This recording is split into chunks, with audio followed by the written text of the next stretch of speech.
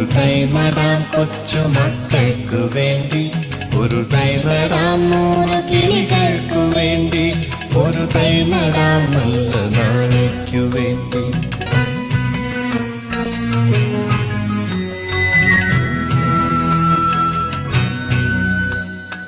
ഇത് പ്രാണവായുവിനായി നടുന്നു, ഇത് മഴയ്ക്കായി